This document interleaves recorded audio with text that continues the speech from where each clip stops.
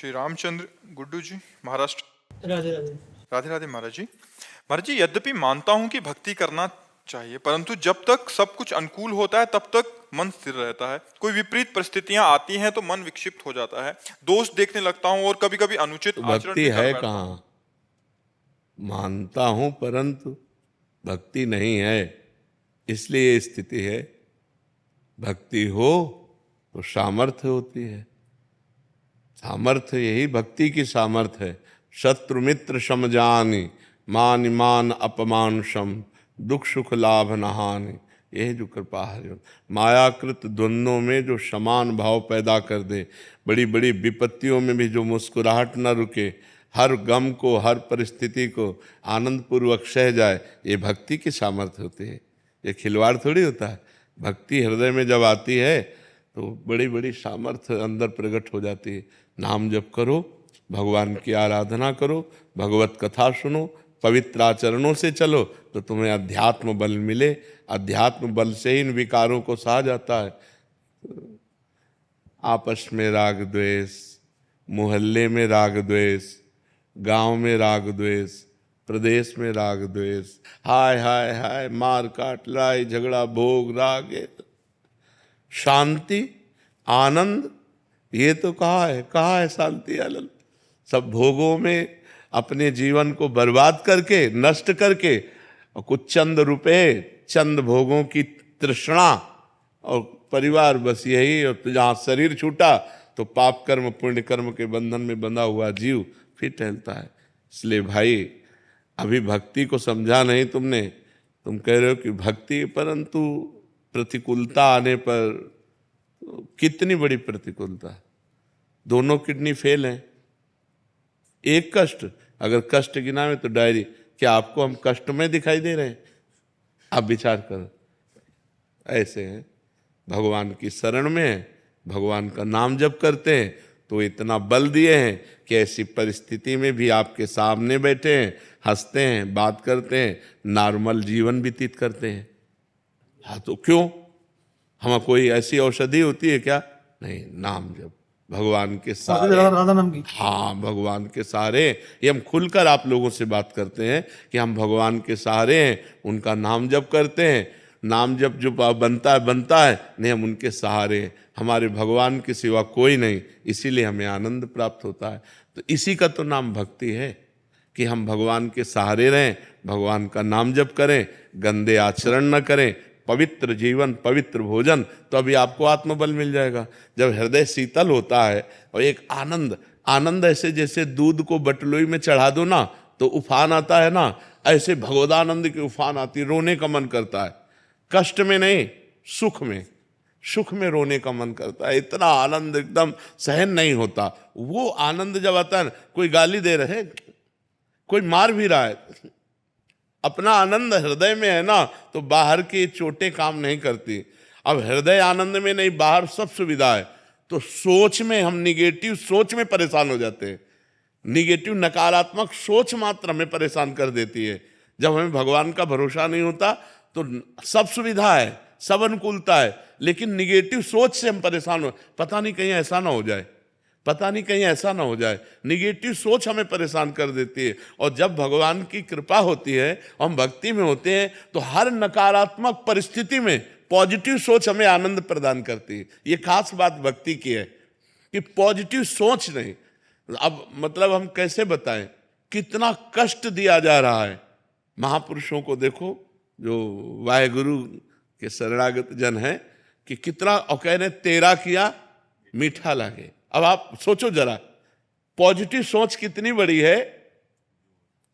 मतलब पूरे शरीर को तप्त बालू के द्वारा जलाया जा रहा है, और वो कह रहे वाहेगुरु वाहेगुरु वाहेगुरु, तेरा किया मीठा। ये बात समझनी होगी। तो हम लोग छोटी छोटी प्रतिकूलता, छोटी छोटी बात में जो परास्त होते हैं, हार जाते हैं, थकित हो जाते हैं, यहाँ तक कि अपने जीवन को नष्ट करने की सोच लेते हैं। ये सब भक्ति विहीन जीवन है। अगर भक्ति युक्त जीवन हो तो बड़ी से बड़ी प्रतिकूल परिस्थिति में भी आप आनंदित होकर मुस्कुराकर कि यार, जैसे दिन नहीं टिका तो रात नहीं टिकेगी, दिन आएगा।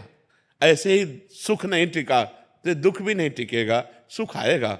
हम आगे बढ़ते हैं, हम दुख में डूबते नहीं हैं। लेकिन अगर भरोसा भगवान का नहीं, भजन नहीं, अध्यात्म नहीं, तो ऐसी सोच हमारी निगेटिव हो जाती है। ऐसी ले गई कि इतने दिव्य शरीर को, दुर्लभ देह मनुष्य को वो नष्ट कर देता है। इसलिए भगवान की भक्ति में अपार बल है, पर हम वहां तक पहुंचे, भक्ति के बल तक पहुंचे। अभी तो भक्ति की शुरुआत ही नहीं हुई है। जो भक्ति की शुरुआत है, अभी ककहरा नहीं आया भक्ति का। और जब भक्ति का ज्ञान आ जाएगा तो आरा चला दिया जाए तो भी वो अपनी निष्ठा से नहीं हटेगा। अब सोचो भक्ति का रंग, 5 वर्ष का बालक प्रहलाद अग्नि में जलाया जा रहा है, विष पिलाया जा रहा है, लेकिन हरि हरि हरि दूसरा शब्द नहीं निकला। अभी भक्ति का रंग अपने लोगों को, अभी तो भक्ति के नाम पर हम सुख भोग रहे हैं। भक्ति का रंग तो तब आएगा जब दुख पे दुख, दुख पे दुख हो और हम हरि हरि, राधा राधा, राम राम इसके सिवा निकले ना, तब माना जाएगा रंग। अभी रंग तो कहाँ आया है। प्रेम जब उदय होता है तो वो दुख और गमों की परवाह नहीं करता। अगर दुख और गम की परवाह होती तो प्रेमी नहीं कहा जाता। प्रेम का मतलब क्या होता है? अपने प्यारे के लिए हर कष्ट सहना। तो अभी अभी आनंद आ जाए। जब प्यारे के द्वारा दिया हुआ कष्ट है तो बहुत आनंद प्राप्त होता है। तेरा किया मीठा लगे, बस ये बात समझ ली। अभी भक्ति का रंग आया नहीं है, इसलिए आप ऐसा बोल रहे हैं। अमरीक हरजीत कौर जी, यूएसए से। वाहिगुरु जी का खालसा, वाहिगुरु जी की फतेह। महाराज जी, जिन प्रेम किया तिन ही प्रभु पाए। महाराज जी, वाहिगुरु जी ने कृपा करके यूट्यूब के जरिए आपसे मिलाया। वाहिगुरु जी की प्रीत से खींचे खींचे हम आपसे मिलने आ गए। आप जी उनसे मिला दो। नाम जब समय जितना होता है उतना कर सकते हैं, कम हो रहे हैं पर पूरी तरह से नहीं। मतलब नाम जब कह रहे हैं कि नाम जब जितना कम हो रहा है बट जैसा चाहिए वैसा नहीं। आप जी द्वारा बताए हुए बिंदु ऊपर ध्यान लगाने का अभ्यास भी शुरू किया है। कह रहे प्रयासरत हैं अपनी तरफ से, बट जो एक और तड़प चाहिए, प्रीति चाहिए, वो कैसे मिलेगी महाराज जी? ऐसे अल्पाहार करो, थोड़ा भोजन करो, मौन का आश्रय लो, 5 घंटे सो, 5 घंटे से ज्यादा नींद नहीं, पवित्र आहार, अल्पाहार लो। अल्पाहार का मतलब भूखे भी नहीं रहना और छकना भी नहीं है। और हर समय मौन रहने से हमें भजन का ज्यादा अभ्यास होगा। अब जैसे दिमाग है ना, ये उड़ रहा है। अब जब अपनी बात बताए ना, हमारी खोपड़ी जैसे साए मचा है एकदम दिमाग में।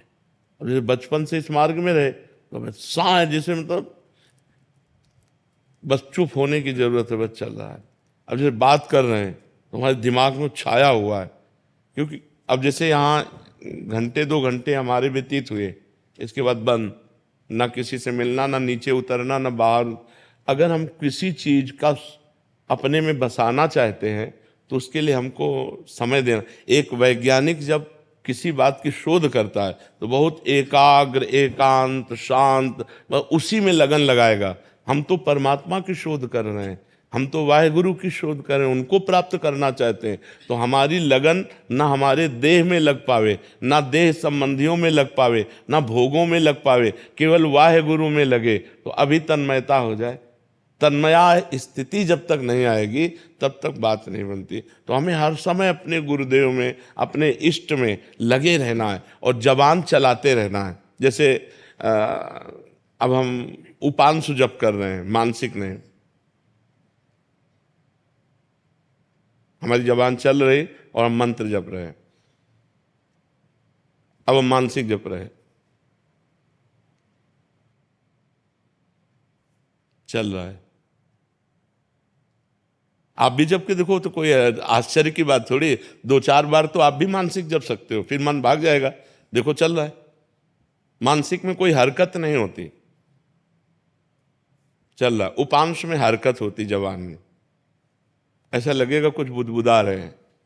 और वाचिक में तो ऊपर है ही है, राधा राधा राधा राधा राधा राधा राधा। तो ऐसे हम हर समय उपांश में रहें जब तक हमारी मानसिक स्थिति अचंचल ना हो जाए। अचंचल का मतलब होता है स्थिर। जैसे विषयी पुरुष का मन भगवान पे लगाया जाए तो भागकर विषय में चला जाएगा, ऐसे भक्त का मन विषय में लगाया जाए तो भागकर भगवान में आ जाएगा, वो विषय में नहीं लगेगा। क्योंकि उसको स्वाद मिल गया है नाम का, उसको वाहेगुरु की कृपा मिल गई है। तो हमको चाहिए कम भोजन, कम सुनना, कम बोलना, कम सोना। अगर इन नियमों को हम धारण करें और एकांत सेवन अधिक समय करें और खूब नाम जब उपांश से करें, तो हमारा मानसिक में प्रयोग, जहाँ मन लग गया फिर वो हटाए नहीं हटता है। मन निरंतर प्रभु में लग जाए फिर वो हटाए नहीं हटता है। ये जो हम आपको बताते हैं कि हम ऐसे ऐसे, ये बहाबूदी नहीं बताते, अहंकार के लिए नहीं, लेकिन अभ्यास। यदि अभ्यास किया जाए तो बहुत सरल हो जाएगा। हम आपसे बात कर रहे हैं लेकिन हमारे दिमाग में वही बात नाच रही। जैसे आप हमारी बात सुन रहे हो, अंदर कुछ और चल रहा है ना। जैसे डबल कह दे कि आप हमसे बात कर रहे हो तो भजन कैसे कर रहे हो। तो जैसे आप हमारी बात सुन रहे हो, श्रवणेंद्रिय से सुन रहे हो, लेकिन आपका अंदर का सिस्टम कुछ और चल रहा है। आप हमारी बात पे पूरे नहीं हो, बार बार कुछ और चल रहा है। वही उसी जगह जब नाम पहुंच जाता है, तब बार बार हम आपसे बात कर रहे हैं लेकिन वो खिंचाव उसी तरफ चल रहा है। तो हमारा निरंतर भजन होगा। जब हमारा ऐसा चिंतन होगा तो हमारा निरंतर भजन होगा। उसे कहते हैं परावाणी के द्वारा भजन। होता है वैखरी, मध्यमा, पश्यंती और परावाणी। परावाणी में वो परिपक्व साधक हो जाता है, वो सिद्ध साधक हो जाता है, जिसकी ऐसी स्थिति होती है। तो हमको एकांत सेवन करना है, हमको पवित्र और थोड़ा भोजन करना है। अपवित्र भोजन भी भजन में बाधक है। तो ये ध्यान रखें कि हमारा भोजन बहुत पवित्र होना चाहिए और हमारा संग बहुत पवित्र होना चाहिए। और बस 5 घंटे से ज़्यादा सैया में सोना नहीं चाहिए। उठ के बैठ जाए और नाम जप करने लगे। ऐसा अभ्यास करके देखो। और मूल तो गुरु कृपा है, वाहेगुरु जी की कृपा है। प्रयत्न अपना है, प्रयास अपना है, और फल तो गुरु कृपा से ही प्राप्त होता है। महाराज जी, जैसे घर में तमोगुणी लोग होते हैं तो उनके बीच में कैसे, जैसे घर में नॉनवेज पकता है, ये तो बहुत बड़ी समस्या है। बहुत नहीं, ये तो बहुत बड़ी समस्या है उस परिवार के भक्त की, जिसके परिवार में ऐसा आहार विहार किया जाता हो और वो भक्ति करना चाहे। ये तो बहुत बड़ी समस्या है। बड़ा दुर्भाग्य है कि हमको ऐसा प्रतिकूल वातावरण मिला। बड़ा दुर्भाग्य, बड़ा सौभाग्य है जिनको अनुकूल वातावरण मिले, लेकिन फिर भी स्वयं ना खाए। स्वयं, मान लो आप पत्नी किसी की होंगी, आप किसी की बेटी होंगी, किसी के घर में तो रह रहे होंगे। अगर उन लोगों का दबाव है तो आपको बनाना पड़ेगा, आपको उनको पवाना पड़ेगा, आपको उनके बर्तन मांजने पड़ेंगे, लेकिन आप मत खाइए।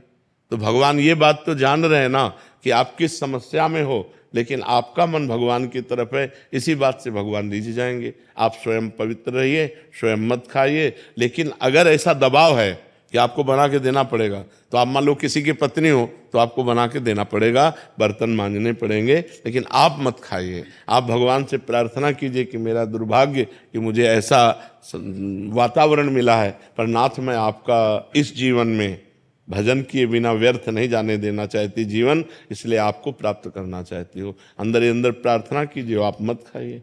मुझे लगता है कि अगर परिवार के लोग थोड़ा भी सुलझे हों तो जो ना पाना चाहे उसे दबाव नहीं देना चाहिए। आपकी भाई रुचि है, आप नहीं छोड़ पा रहे हैं, लेकिन जो छोड़ कर दिए हैं तो उनको सपोर्ट करना चाहिए, उनको दबाव नहीं देना चाहिए।